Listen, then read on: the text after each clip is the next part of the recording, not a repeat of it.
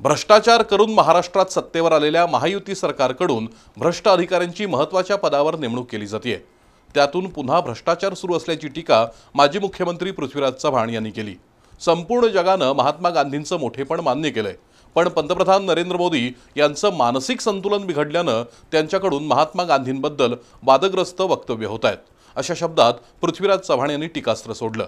दरम्यान चव्हाण यांनी दिवंगत आमदार पी.एन. पाटील यांच्या कुटुंबियांची सांत्वनपर भेट घेतली। राज्याचे माजी मुख्यमंत्री पृथ्वीराज चव्हाण यांनी आज कोल्हापुरात येऊन दिवंगत आमदार पी.एन. पाटील यांच्या कुटुंबियांची भेट घेतली। राहुल पाटील आणि राजेश पाटील यांचं त्यांनी सांत्वन केलं। काँग्रेस पक्षाशी निष्ठा ठेवणारे विधिमंडळातील एक अभ्यासू सहकारी अकाली निघून गेले। मंत्रिपदानं त्यांना हुलकावणी दिली, पण तरीही त्यांची पक्षनिष्ठा कायम होती। पी.एन. पाटील यांच्या जाण्यानं सहकार क्षेत्रात आणि काँग्रेस पक्षात पोकळी निर्माण झाल्याचं पृथ्वीराज चव्हाण यांनी नमूद केलं। त्यानंतर चव्हाण यांनी पत्रकारांशी संवाद साधला। दुष्काळावर मात करण्यासाठी काँग्रेस पक्षानं विभागवार समिती नेमली आहे।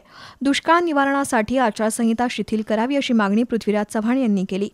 महाराष्ट्रात भ्रष्टाचारी सरकार सत्तेवर असून पैसे घेऊन अधिकाऱ्यांच्या बदल्या केल्या जातात।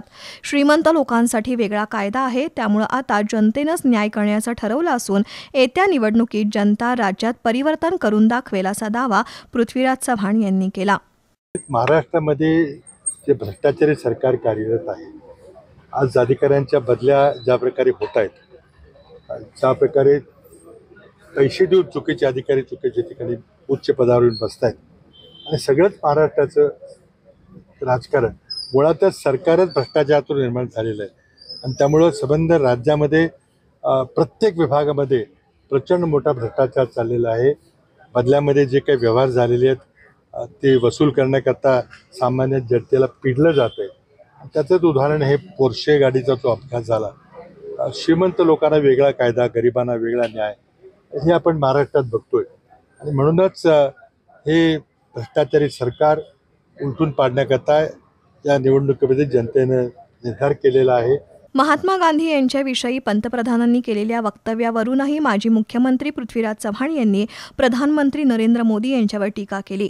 संपूर्ण जगानं महात्मा गांधी यांचं महत्त्व मान्य केलंय, पण पंतप्रधान नरेंद्र मोदी यांना त्याबाबत माहिती नसावी अशी खोचक टीका करत पंतप्रधान मोदी यांचं संतुलन बिघडलंय, त्यामुळेच ते वाटेल ते बोलत आहेत अशी टीका पृथ्वीराज चव्हाण यांनी केली।